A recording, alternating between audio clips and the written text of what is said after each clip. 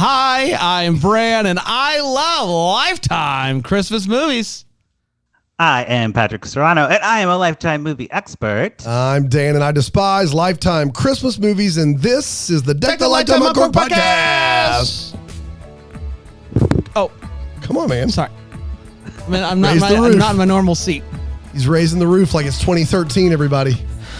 Yeah. Guys, we did a thing today. We've changed up the if you're watching on Philo, you ducked off camera to hit a button. So this is professional. It's not as close as it was last week, and I'm not entirely sure why. Something's different. But all that to say is Christmas in July is coming to a close. Womp womp. And I figured what better, we've got to showcase on Philo this balsam hill tree in all of its glory. Yeah. Even better than we have been. So we made the videos wider. We were doing the squares. Now we're doing wide so you can see it. Cut to Dan's Letterbox. shots. Cut to 3. Look at that. I mean, come on. I mean, that's a full. I'm barely even in frame over here. Yeah, you're not the show. This is the stuff. You're right not the here. show. Man, handmade ornaments. Look at this. It's unbelievable. Beautiful. Wow. Looks real. Have we convinced you, Patrick? I'm into it. Yeah. It's sad to see Christmas in July coming to a close. Not but really. It was sad that Bramblefest was done, but I was over Christmas in July before it started. You know what I'm excited about? In August, I believe, we will be releasing the Deck the Lifetime Uncorked that we did live at Bramblefest. And since we already did it, we can talk about how fun it is. It's a great episode. Yeah. Oh, well, that's great to hear. Yeah, people were really into it that were there, so I hope the listeners enjoy. And you brought props, which is always good. You did bring props. It was fun. I did bring props, yeah. How was it year 1 to year 2 for you, Bramblefest? Year 1 to year 2, I would say, a lot. Now I know everybody, so it felt like a high school holiday reunion. You know what's really fun about this is we talked about Bramblefest last week. Patrick was here. We did a whole thing. This is when the guy died, right? The guy fell. It fell. And they brought in the thing. It did happen. That guy fell. Yeah, but Higbones is okay, thank God. Higbones is fine. Yeah, he's fine. He's fine. We love that for him. That's exactly right. I think I might have put that out into the universe or something. Yeah. I might be a witch. After you said it, I was like, if somebody dies at Bramblefest, so help me. It's not going to go well. There's no way to joke about that. Guys, it's true. Right. It's true. We did record last week's episode early. I'm sorry. He was in studio. I don't want to. It is what it is. Patrick, August is right around the corner. Just a few days away now. Does Lifetime do anything special? I know sometimes they have themed months. Are they doing anything for August? So we'll probably go back to school. Okay. I think. We're getting into the cheerleader. So some cheerleader stuff. Yeah, that's always fun. So we're getting close. We did a cheerleader movie last year, didn't we? At Bramblefest, wasn't that a cheerleader? Yeah. What was that? Identity theft of a cheerleader. That's exactly right. An absolute classic. Mm-hmm. Man, so good. I'm excited. Well, we'll be back in August with our regularly scheduled Deck the Lifetime Uncorked. That's not Christmas movies from 10 years ago. And it may be the live one. You never know. Maybe. But we are going to travel back in time. Real quick, in the chat, I believe it's Beth Ann says that Dan needs more red ornaments near his head. What does that even mean? No, that's fair. What does that even mean? I think it's a placement. I think they would like some red bulbs over there. You got a lot of white bulbs. Okay, all right. I guess. Grab one and then just see if it makes Beth Ann happy. Yeah. Let's do this, Patrick. We're talking about a Christmas high school reunion, which was from 2013, correct? Correct. It is a Big Johnson joint. Oh, wow. Big Johnson. Johnson Production Company. I saw that and I was like, it's good to know those guys have been at it for 10 plus years now. Is this the musical one we were talking about? This is, it's not a musical, but it might as well be. It has music in it. So much music. So much music. And I hated all of it. The music, that is. All of it. All of the songs. Take yet. Sorry. No, it's, come on. God, I can't decorate a tree. Let's go back to 3. Let's see if it's any better. Yep. Got it. Okay, here we go. All right, here we go. All right, ready? Go to 3 now. All right. Doesn't look any difference. Thanks, Beth. Appreciate your input. Philo.tv/DTH. This is the stuff This that is gold. This is what people tune in Gold. for. Patrick, lots of Hallmark actors in this movie. So give us the rundown of the casting list, will you? So many. So we have, before they were Hallmark stars, Rachel Boston, who, is Jack's sister. I believe, by the way, Rachel Boston gets an EP credit in this movie, Ooh, wow. which I didn't see coming either. That, got it. Women in business at Lifetime. Johnson handing them out. But this was early in it. Like, I don't 10 even know years ago. if she's getting producer credits at Hallmark yet. And she makes like 20 a year. So it's impressive. Right. Yeah. We have Jonathan Bennett from Mean Girls. We all know him. Mary Lou Henner. Yep. Oh, yeah. Classic.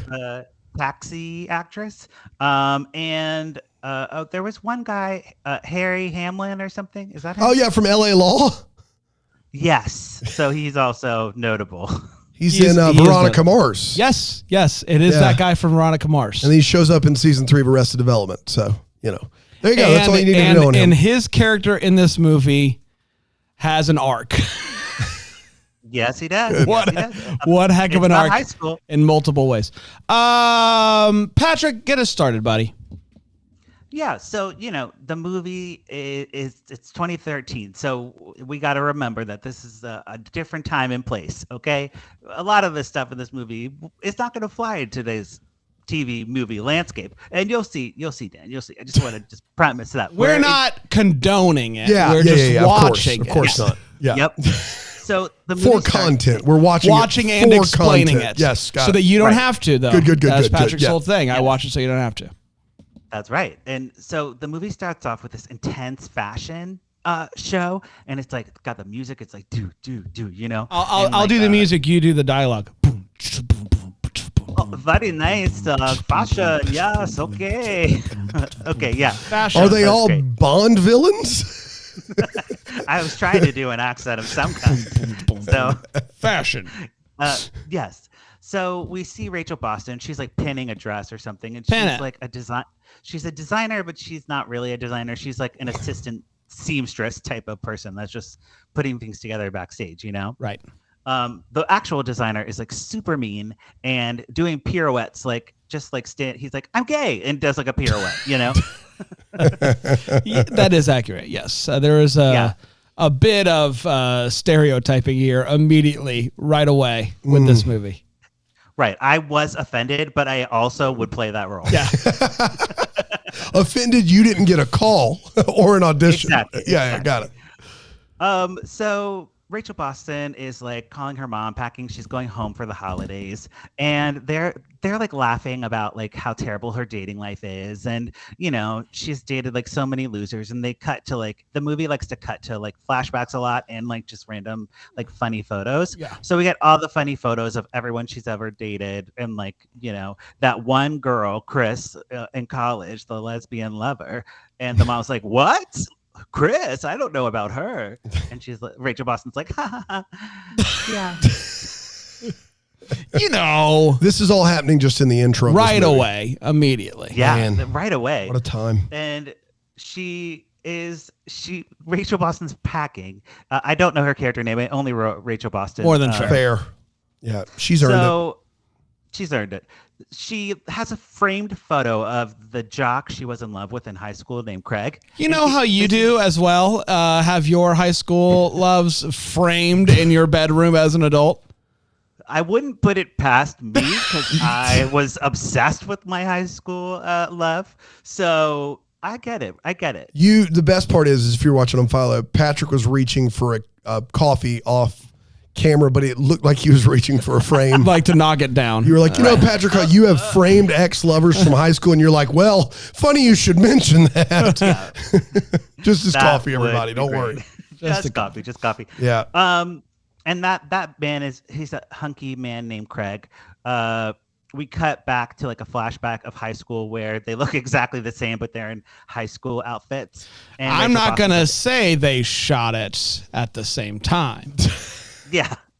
Rachel Boston's in like a cheerleader outfit being very peppy. That's how you know she's younger. That's how you know. Gosh. She has pigtails.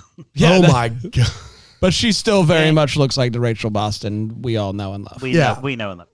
And it would go either way with her, right? She could be a cheerleader in real life, have been in high school, or I could see her being a total theater nerd, loser. Yeah. I would want to ask her that. IRL, you know. And I will say that there are some characters that the high school flashbacks work for more than others.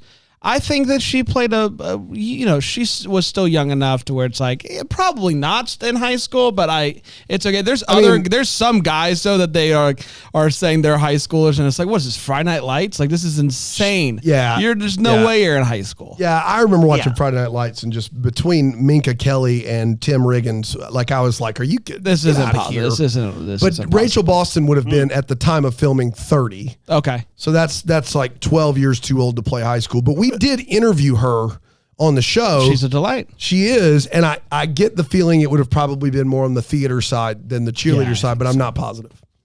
Cool. Well, next time you talk to her, let me know. Say Patrick has a question. Yeah, absolutely. So Rachel Boston comes home. She finds an invitation for her 10-year reunion. She's like, "Oh, I'm not going to that." And her mom, Mary Lou Henner, is like, "Oh, you have to go. I have to go." And I'm like, "Why does Mary Lou Henner have to go to the 10-year excellent reunion?" question. Great question. That's an excellent question. Yeah. Why do you? Let's take a poll. Dan, you worked at a school. You were a teacher. What? Why do you think Mary Lou Henner, Rachel Boston's mom, would have to go to this reunion? No, I can't, unless she was a teacher that organized something. I don't know why she would have to go. What if I told you she's just a regular teacher? She still doesn't have to go to the reunion. Right. No, absolutely not. But she does. She says she does, and she's Mary Lou Henner, and I believe her. All right, great. And she is just like trying to convince her daughter, like, it's gonna be fun. It's like one night out of the year, like no big deal. But Rachel Boston's like, I was voted most likely to be successful, and I'm a seamstress, and I don't have a boyfriend. You know how everyone remembers the what are they called? Not the superlatives. The superlatives that you were given in high school. What did you get a superlative, Patrick? Most likely to hit a parked car. Woot woot. So you haven't really grown out of that, have you? Most likely to end up on a late night talk show. Really? Yeah. Well, close. Yeah. Ended up on a morning show. That worked. Yeah. It's close. Did you get a superlative? I don't remember. Yeah. That's exactly right. He can't even remember if he got one. I remember the ones that I got. I don't remember who in my high school got most likely to succeed. I do. Do you really? In my high school? That's weird. I really do. Yeah, from your high school, totally. I remember. Yeah. Who was the most likely to succeed in your high school? Well, I don't want to say their name, but let's just say they don't plan the reunions as they should. So I've never been to a high school reunion. You've never been to a high school reunion? We've never had one. I've never been to one. We were supposed to have ours, but then COVID happened, and it just never happened. So, and I'm fine. I had no plans on going. My 20-year, they did it at a homecoming football game, and I'm like, I'm not dealing with this. Not doing it. No way. But I have to back up a second. I'll wait till 50. Yeah, I have to back up a second. What most likely to hit a parked car? Were they giving senior superlatives out to every senior in your school? Like that seems like is one that not a normal one. That seemed like one that was specially made for you. No, you have like class clown. You have like most likely to succeed, best smile, most likely to park car. There has to be a story there, right? Did you hit a lot of cars in high school? Well, yeah. There's a story you're not telling us. What is it? I'm just saying, like, I've had many accidents in my life, so everyone's fine. How many car collisions have you been driving for? At least 10. What? Wow. 10? At least 10. Probably only 5 where the police were called. You shouldn't have a license. No, I definitely shouldn't. We've heard about your stories with the police. We know how this ends. Man, if we ever come to visit you in Chicago, I would never. You would never. Uber. Let's Uber everywhere. Everywhere. 100%. God, that is terrifying. I know. But you did live up to the superlative, and I think that's what's important. That's all that matters. They were right. And they're not right about Rachel Boston. She's not successful. Okay. She's just a seamstress getting yelled at by a guy who spins. Yeah. So there is some people that are her friends from high school who are in the Glee Club. Yes. I'll run through them very quickly, Dan, so you kind of understand who they are. The Glee Club's They're very popular. important. Yeah. They were cheerleaders and Glee Club, and then it's 4 of them. There's Tori, who is a model, a high fashion model. There is Heather, who is, I think she is on a diet. Probably. And that's her characteristic. Ooh. That's her thing. She's on a diet. And then there is Katie, who is a slut. Okay. Have we not covered this movie before? No. I feel like there's a friend group of 4 girls and we did a similar bit. No, we have not. Okay. Definitely not watched this movie before. This Glee Club, I believe they call themselves award winning. Yeah, they do. Which I love. I love that they're award winning, Glee Club. And they are tasked with performing at the reunion. You know how your Glee Clubs do at reunions. Yeah. Got it. Okay. They are very honored. They have to work on their routine and brush off the choreo and everything. But Rachel Boston wasn't planning on going to the reunion, so she didn't show up for the rehearsals. Of course. She missed all that, but they're like, "Oh, we'll just plug you in. It'll be great." And they're like, "How's your life going?" And she totally lies. Lies big time. I got a boyfriend. He's very hunky. I am a designer. And they're like, "We've never seen your designs in Marshalls or anything. So what the hell?" And Rachel Boston's like, right? Rachel Boston's like, everything is a unique, one of a kind. One of a kind. She's one of those one of a kind only dressmakers. Classic. But I'm just saying, if I don't see your designs in Marshalls, I'm not interested. Yeah. Or Ross, at least. Me neither. Yeah. Ross Dress for Less? She also has the picture of Craig, in her suitcase, and she's, hiding it behind her back, while she's lying, Yeah, I don't like that. Yeah, that's creepy. So great. Then my favorite scene of the movie happens. Rachel Boston's dad comes in, and he's like, "Hey, Rachel Boston, you suck. You're a failure at life, and I'm embarrassed to be your father." Is he still married to Mary Lou Henner? Yes. Are you sure? Is he drunk in this scene? No, this is his one scene. It is his one scene. There's nothing else with him. No. All he does is come in, cut her down, tell her to get a real job, and then that's it. We never see him. Mary Lou Henner, though, is like, you know how your dad is. Which I love. You know how dads can ruin lives with their words. No. You know how that goes. My gosh. I don't have a mean dad, but if I had a mean dad, that would be so upsetting to me to see that for no reason. You know how your dad is.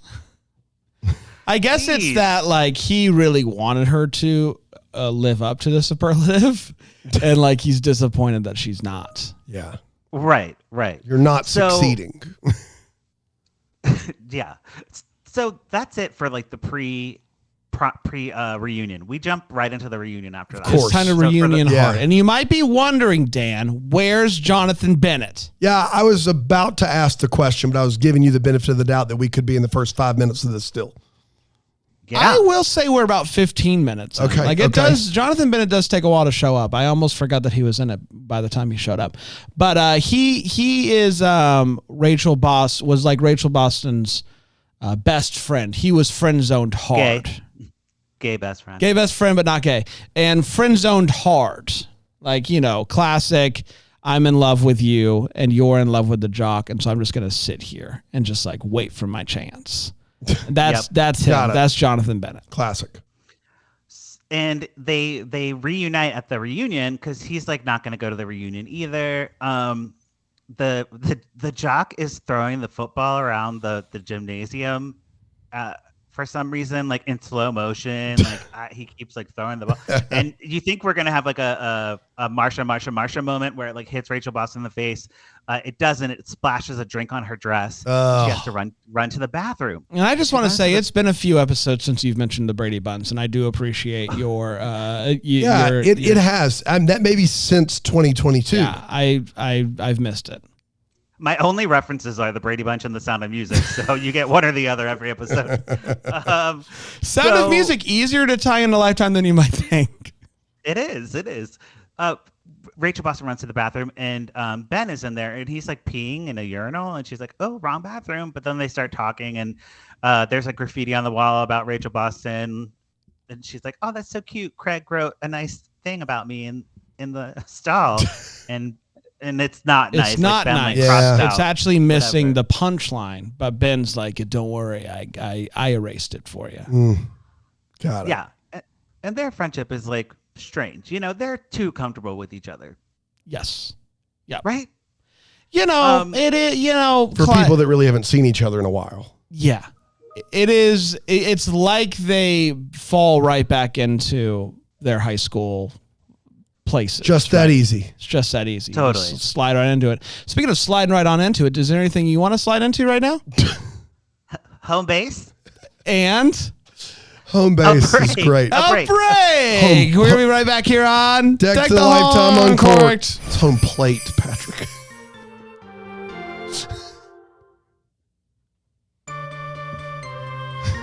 We're back to baseball talk with Patrick. Patrick, what are your Sports thoughts? references go. You know, I've seen a baseball game at Wrigley Field. No, say you didn't even have to finish the sentence. Did you Yeah, make I've it? seen a Did you baseball sing game. "Take Me Out of the Ball Game" in the 7th inning stretch? I love that part. Yeah, yeah, it's a good That's part. my favorite part. And the hat, like the nachos and the Oh, hat. yeah, ballpark nachos. Literally, the reason to go to baseball games Yeah. is the food. There's nothing better. Man, Right. So, you know, ask me about like what's happening in the game. I don't know. Don't care. Umpire. umpire. Why is the umpire asking you? No, he was just Yeah. mentioning things. Oh, okay. I was You're like, envisioning a scenario don't where the ask me what goes on in the umpire's game, umpire. Umpire's like, timeout.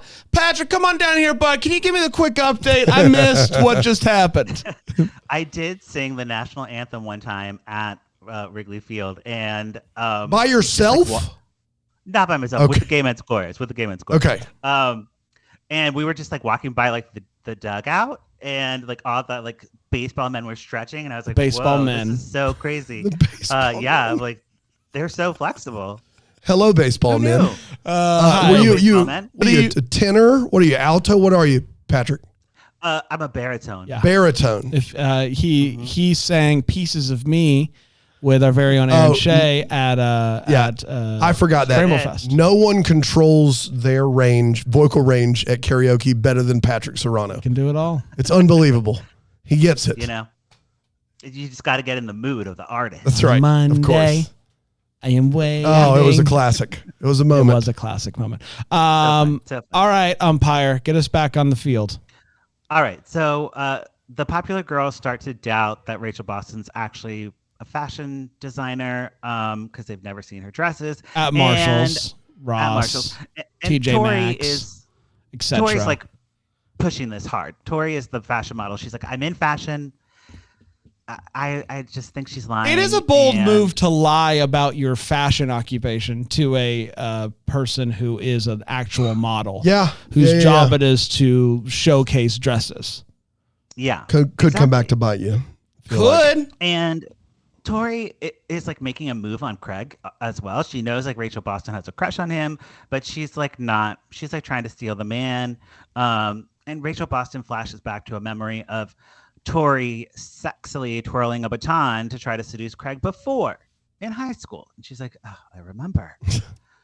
This movie has more So many pointless flashbacks than any movie I've ever seen. So it's a lot of Rachel Boston pretending to be 18. It's a good bit, yes. Yeah. But no dialogue. It's all like just like little flashes. Huh. So Rachel Boston isn't really worried about being bullied by her friends. Like she sneaks off with Ben. They're like, let's go to the principal's office. And they TP the principal's office to Christmas music. And the toilet paper is just like flowing everywhere. And it's like Christmas song. I don't even know why. There's no reason. Well, because of hijinks. Yes, but like TPing the principal's office, that's so rude. Why would you do that? They seem like the worst people ever. It is really rude when you think about the fact that they are 30. Yeah. They're not high schoolers. This is just me. That's a D-bag move. Yeah. If you're doing that as a 30-year-old, that is like you've lost it. You've lost everything. Right. And Rachel Boston and Ben, like as teenagers, seem like the worst too. Like there's a moment where we get a flashback of them like shooting fireworks at the mascot. And they're like, "Ha, wasn't that hilarious when we shot the fireworks at a mascot?" So you're just trying to hurt people and damage property. I feel like that's not a prank as much as it is just you laughing at someone trying to avoid serious injury. Is this also when they show the food fight, or is that later? That's later. Okay. That's later. But well, just know that they have a history of tomfoolery. History of tomfoolery. I didn't see them live. Oh, so good. So as they're like in the office, talking, Ben tells Rachel Boston that he went to Europe. He was like being a starving artist. Yes. And she like comes clean about her job and not finishing college and all that type of stuff. So, they're coming clean about like what really happened after high school, not what they're like telling everybody. And then this random woman interrupts and she's like, "Hi, Ben, I'm an intern from your job and I'm obsessed with you." And Rachel Boston's like, "Oh, Ben has a girlfriend, I still don't know who this woman is. She come back at all? A little bit. Okay. But it was just like, it was like an obstacle, I guess, for them to get over. So Rachel Boston's like, "Okay, I'm going to focus on Craig now." She gets the nerve to talk to him and he's like, "I don't really remember you." But they like actually dated in high school, so it's not it's like rude. It is very weird that he doesn't immediately like go, "Oh, it's you." Like that takes a little bit to jog the memory of an ex. Right. Yeah. I don't know how serious they were. How serious they like dated a little bit? Yeah, they were going to go to prom together. Yes, so, they were going to go to prom. They were going to they technically did go to prom together. Right. So, I think you would remember your prom date. Yeah, I would had I gone or had a date ever. Womp, womp. No. Oh, no. Womp, womp. Well, there's also another love connection happening. Remember our slut, Katie, the slut. Remember our slut, Katie. Slut, Katie. Let's just cut that right there and just. Slut, Katie. I'm saying it like, like she's not just anybody's slut. She's our slut. Katie. Yes. That was the original line in October Kiss, and they went with mermaid instead of slut. Yeah, more than fair. If you can believe it. There you go. This is a lot. What is going to happen? Disturbing. She sees the science teacher, the guy from Veronica, Harry Hamlin. Yeah, Yes, Harry Hamlin. And she says, "I'm going to seduce him." Okay. Yeah. So she goes up to him and is like, "Hey, you know what I was thinking of is the periodic table and how no one says the periodic table like you. Would you mind giving me a few bars here?" All right. So a couple of things. First of all, that's a great job at seduction. One, I need to get that out of the way first. Excellent. I was drawn in. Second of all, this is when they're adults. Like they're all okay. But he's older now, yeah, whatever, 50s, right. whatever. Yeah. Go ahead. You want one more from the top? No. Wait a minute. Can we get camera one, producer Aaron, if you don't mind? I always say one. I don't know which one it is. Yeah, two. That's the one. Yeah. No one talks about the periodic table like you. Can you give me a couple? Maybe an H2O. How was that? Can I be honest? I like the first take better than the second. Okay, more the than second one was a little try hard for me. The first one I think worked better for me. He kind of is like, "What's going on here?" And he proceeds to give her a couple of periodic tables. Mm-hmm. Some elements, if you will. Yeah, put them together. And she begins to make noises that I was concerned about our neighbors hearing it. Oh no! It was a lot. There is as bad as Shudder. Yeah, I don't know, man. It was a lot. It was a full sequence of rising. Yep. In tone. She, crosses her eyes. She's like tough. She crosses her eyes. Yes, there's like steam coming out of her ears. Like it is a lot. She is feeling things. I was very uncomfortable. And none of you brought a clip, I assume. Just wanted no, we're trying to keep this like PG. She's our slut, is all I'm saying. You couldn't play the audio from that with the kids in the park. I mean, we've played belts jangling and long, like audible kisses, but we can't play this. We can't play this. If you heard it, you'd understand. Okay. It is pornographic. Fair enough. Okay. But this moment gets interrupted now because it is time for the award-winning Glee Club. That's right. Thank goodness. Which Slut Katie is a part of. Yes, they do their best. Mean Girls, Jingle Bell Rock knockoff here. Except Are you ready? Are you ready? Are you ready for this? Midnight Clear? Yeah. Imagine Mean Girls Jingle Bells. I'm with you. Set to a song about baby Jesus. Oh my God. So they take it. It came upon a midnight clear, but they make it like a disco remix. It is a choice. I do think it's off angelic, right, and then they strip off a little bit. Sacrilegious. No. Baby Jesus is offended. Wow. Because You're calling it sacrilegious? I'm calling it sacrilegious. Sheesh. I said what I said. They take off like their angel robes and they're wearing like slutty outfits, and then they're like, "It came upon a midnight clear." While the crowd is like offbeat clapping. Oh boy. And Dan, it's not like offbeat clapping, like not synced up with the sound. It's literally offbeat. Like you can hear them clapping offbeat. Everybody came upon a midnight clear. Oh boy. I mean that's even kind of on beat. Brand has a hard time like doing that where he tries to clap, like because Panda could never clap on beat, and we'd try to make fun of him, and we'd end up clapping on beat. Yeah. Do you know how hard it is to get a whole group of people to be off beat like that? But not all together. True. All together. Wow. Yeah, that's impressive. It was strange. And it is the full song, like every verse, It's very long. Now it is the whole thing. I know you're concerned about this. Rachel Boston missed practice. Unbelievable. So is this going to affect her performance? How she's going to succeed at anything if she doesn't show up? At first, I would say the first 2/3 of the performance, she's got it. She's perfect. And then she's got it all down. But then she stumbles into a giant snowflake. What? And that then throws off.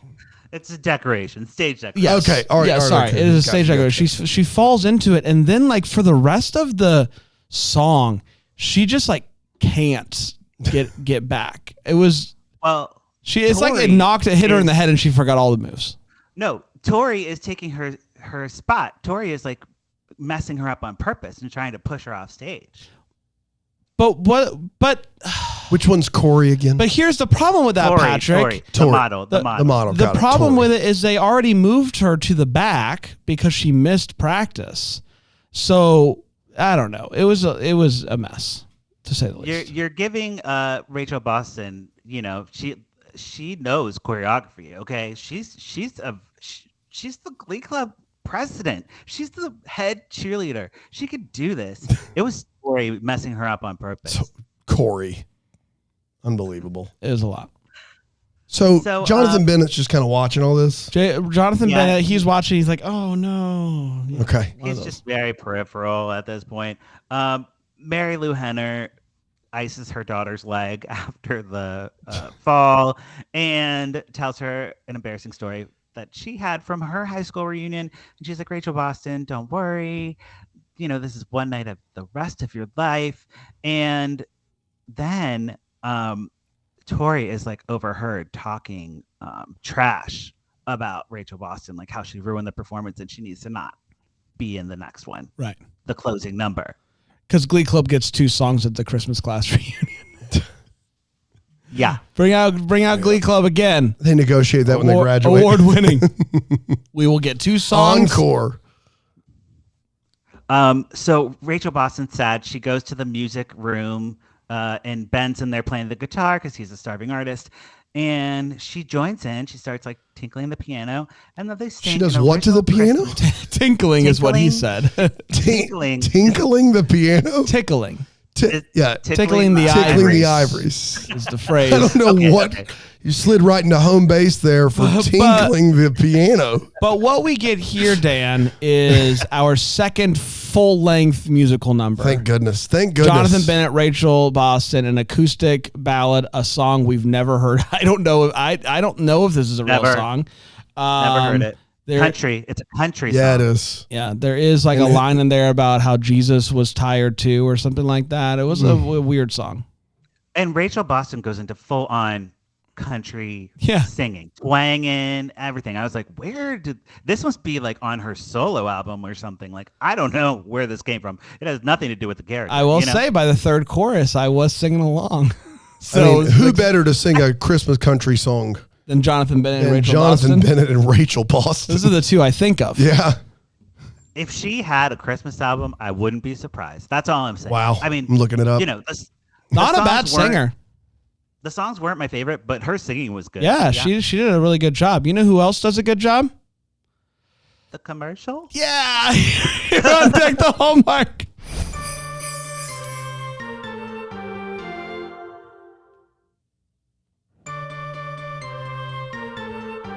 We are back. That was a home run. I'll tell you that much. Yeah, it was a home run. Out of the park. All right. So they have sung their number. There's some sparks flying, I'd say, between these two. And they almost kissed. They do start doing one of these numbers. Towards the end of the song, and you're like, great, wonderful, this is fantastic. Except it's not fantastic, Patrick. Because Craig pops up and starts like banging on the drums or something, or the xylophone, and he's like, "Hey, Rachel Boston, want to go walk around school with me?" And he's just like a total tool. Like, he remembers nothing about high school that's meaningful. Rachel Boston has all these fun memories. He's like, I don't remember that. He's like, but you know what I do remember? The pigs in a blanket in the cafeteria. This movie is actually, now that I think about it, a movie that all football players should have to watch in high school. Because it's like, listen, the head trauma is real. You don't want to be a Craig. You don't want to be a Craig. Fair. Don't be a Craig. He's the worst. And the mentioning of the pigs in a blanket triggers this food fight memory. Rachel, Boston, and Ben have a food fight with each other and then get everyone else involved. Again, they're the worst teens ever because they started a food fight. Like, that's disrespectful. Did you ever have a food fight? No. One time I laughed and chocolate milk came out of my nose. But that's the only food-related thing that happened to me in school. Patrick is like, listen, have I hit a car or 10 in my day? Yes. Food fight? Have you lost your ever-loving mind? I have some decorum. I have some class. Yeah. I would never. Disrespectful. A waste of food. I can't. A waste of food. 100%. And then they end up, I think, like... Rachel Boston, Rachel Boston's in the bathroom. Is this the bathroom? Yeah. She's in the bathroom and she's sitting on the stall. I think she's just taking some time. Okay. I don't think she's taking a deuce. But the Glee Club does come in, and one of them is like, I think it's the fashion model, is like, I figured it out. She is not who she says she is. I know she's not. And she thought that she could fool us. She can't fool us, blah, blah, blah. They call her a sad, pathetic loser. Ugh. Cut to the heart, Stings. And Rachel Boston accidentally flushes the toilet, and they're like, "Someone's in here." And then, what do you mean she accidentally? I think it's one of those auto situations. Okay. Oh, she hits the handle. That's not accidental. I think she does. I think she hits it. Like maybe trying to stand up. She was trying to. She was trying to Okay. Like standing on the seat. Yeah, that's tough. And Tori walks over, looks through the crack, and she's like, "Don't worry, it's nobody." Oh, that's tough. That is mean girl behavior. Sure I've done that so many times. You'd never start a food fight, but you're in. Right. Just like looking at somebody and being like, don't worry, no one's there. It's nobody. Inferring someone is nobody. Yeah. Yeah. It was rude. So Ben and Rachel go outside and they're like, oh, high school's not what we remembered. And he's like, you're amazing. You're like one of the best people I've ever met. He's like going into this really nice speech about her being awesome. And she is like, okay, thanks, gotta go. And goes and does like the for the final number of the thing. You know, she like doesn't even really stay to talk to Ben, which I thought was so mean. Well, she decides, doesn't she decide that she's going to like show everybody that she doesn't need the Glee Club? So she's like, I'm awesome. For some reason decides the way to do this is to dress up in her cheerleader outfit and do some cheers on stage. And then it doesn't go well. No, it goes terrible. I mean, she has pigtails and they're like, whoa, that look is not cute anymore. And she tries to do the splits on stage, and like, you know, when someone does the splits and it looks like really painful. Yeah. That's what it looks like. That's what this was. Ben tries to jump up on stage and like beatbox and like help her out with like a little song and dance, and everybody's like, this is so dumb. We hate that. and rightfully so. I also hated it. Oh yeah. But like, you know, they want more Glee Club. Glee Club. Give us the Glee Club. When Glee was a thing, right? This must be like a Glee. Yeah, I feel like Glee was like 08, 09. Am I wrong there? So 13 Lifetime movie on it would make a lot of sense. Yeah. I'm going to say 09 Glee, final answer. That's what I'm going with. And I watched 2 episodes. Don't Stop Believing, and then the next one. The Thriller one after the Super Bowl. Everyone watched that one. I actually did not see that one, but you know, I'll do my best to catch up. But yes, Glee Club is awesome. Yeah, 09, I got it right. Producer Aaron says. There you go. Nailed it. So we cut back to like Rachel Boston and Ben and trying to establish more stuff to like bring them together. So Rachel Boston had designed him like a suit in high school. It's a flashback, yeah. Yeah, and it's like not so great. It's like a bad suit. They laugh about it, and then we cut to like Ben like sketching Rachel Boston. He's an artist. I don't know if you remember. He's an artist. And they're like laughing on the football field, remembering how like annoying they were in high school. They're like, haha, we were the worst. And they almost kiss again, but then Craig comes out of the football jocks and interrupts, and they all pick up Rachel Boston. They're like, yay, Rachel Boston is a cheerleader. They leave Rachel Ben on the go alone. Ahead. Yeah, they leave Ben all alone, and he's like, oh no, I'll never get the girl. But then they also leave Rachel Boston like out on the football field. That's weird. Yeah. You know, as high school jocks do. They were having a moment. I think she inspired them with her dance to be like, let's go back to high school. I don't know. It was weird. Did they carry her back? There's like a scene where they're all carried. Probably. I mean, she ends up being like very. She's on the shoulders for a while. 3 of you that watched the movie, and we don't have a consensus on. Okay, I feel like I'm trusting Aaron here. That might be it. Either way, they leave Jonathan Bennett hanging. Yeah, that's the point there. And Mary Henner overhears the Glee Club girls like saying they're gonna kick Rachel Boston out. She runs to tell Rachel Boston, but she's a total mess from the football field. She's muddy and gross. Just to be clear, that this is present day. This is not a flashback. Is the football field like a dirt like Mary Lou Henner hears that an adult Glee Club is going to kick out her daughter, and she has to let her know. Classic. Yeah, that makes sense to me. You hate to see it. So as they're getting ready for their Glee Club number, Katie is hitting on the teacher again, and she's like, meet me in your classroom at midnight. And she's like, don't worry, I am legal age now, baby. Ugh. And it's gross. And the whole conversation gets picked up on a microphone. No one reacts. No one cares.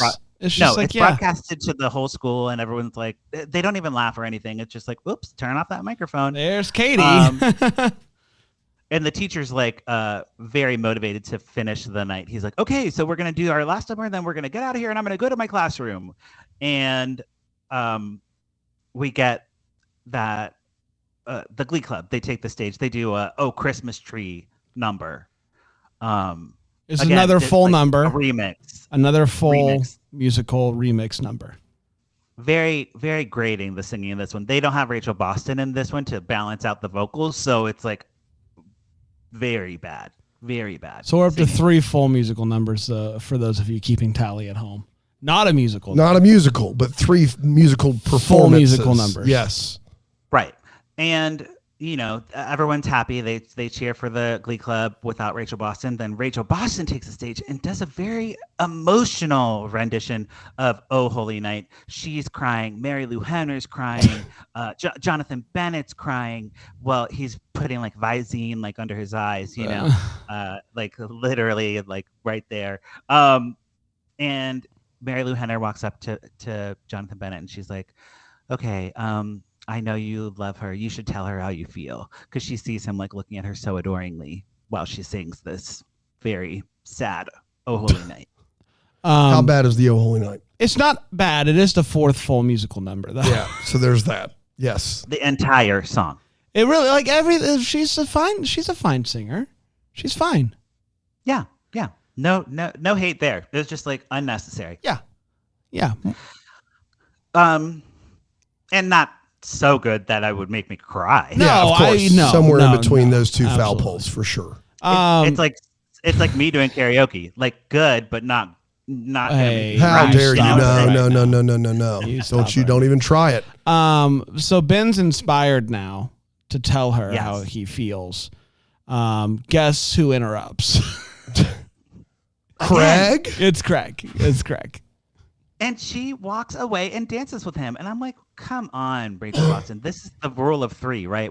You've done it like 3 times, literally. Like, we need to not have this happen. Then we get a flashback to prom where the same thing happened.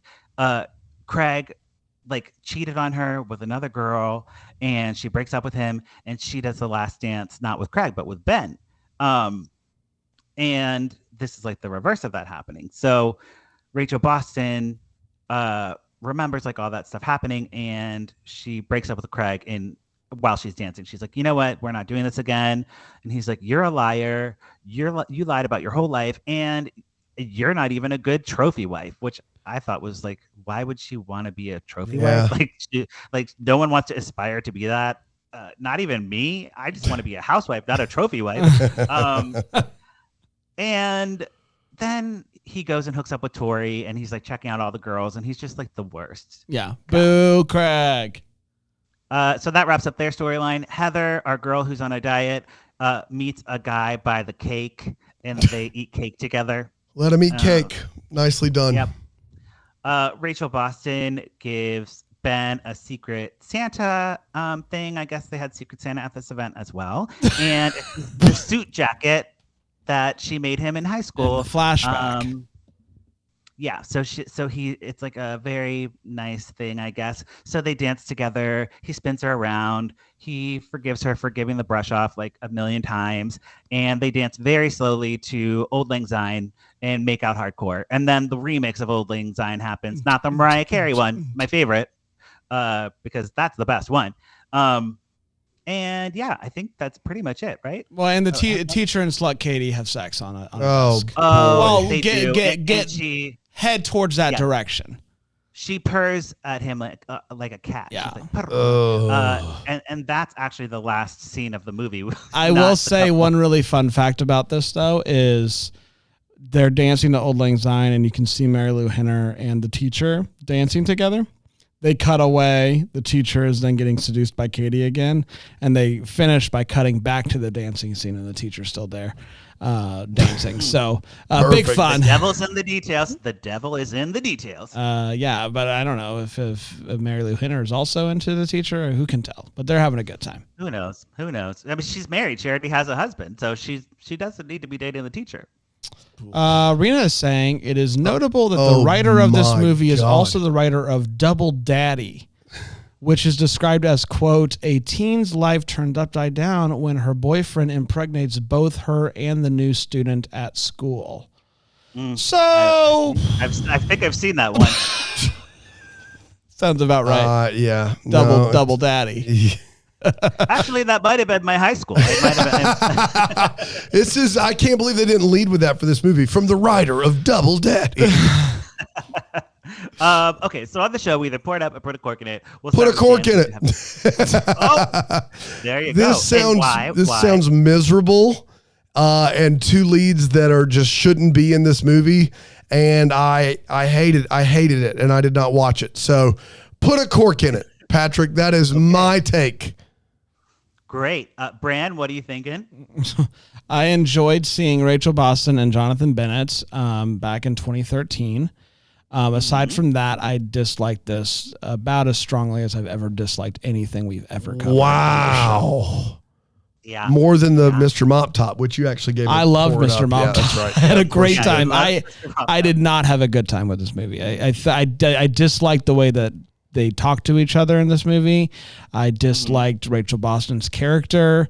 I disliked all of the songs. I disliked just about every minute of this movie. Yeah. Okay, that's fair. That's fair. And like this is very typical of like a Lifetime movie of that era. And that's what I was like talking about. Like people are mean at Christmas, and like, there's always like catfighting and stuff. No one's like. I mean, Jonathan Bennett, I guess, is the only likable character in this movie.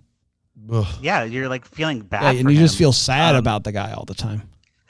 Yeah, there was just a lot of stuff in here for me. Like the fat stuff, and like there's a line that's like, maybe if you stop stuffing your face, you wouldn't get dumped all the time. Oh my gosh! Like wow, that's a line of dialogue. I wrote it down because I was like, that's an insane dialogue. I'll just say this: so Double Daddy would never say. Double Daddy would not say that. No, wouldn't. No, and just like speaking of daddies, the dad being so mean. For no reason. For one scene, yeah. It was hilarious, but also very bad. So I'm gonna put a cork in it, even though I found it quite funny. I'll say this: this is the worst Big Johnson movie I've ever seen. No way. Yes, no way. The fact that Patrick said it was really funny tells me that we've seen worse Big Johnson. But you know, it wasn't boring. It wasn't. No, boring. it's not boring. There you go. Boring is the biggest crime. It's just unlikable. Yeah, very much that. I can't imagine anybody being like, I can't wait to watch this movie. No. Again. No, I wouldn't recommend. So put a cork. Because they were clearly going for like a Mean Girls type thing, but at least with Mean Girls there's like an arc. This was just like negative the entire time. And then she finally kisses Jonathan Bennett. That's really it. So not my jam. Thrilled I didn't have to watch it. Mr. Mop Top, though, give it to me any day of the week. Love that guy. Yeah, we love him. Love Mr. Mop Top. Coming out soon. Jonathan Bennett's kind of a mop top in this movie. He is a bit of a mop top. He's got a little. I barely recognize Jonathan Bennett. Like this is 10 years ago. Guy, it's just now I see him all the time. Yeah. But boy, right. He's got that little spiky hair now. He does. You know. Well, we did it. It's Christmas in July Lifetime Edition is in the books.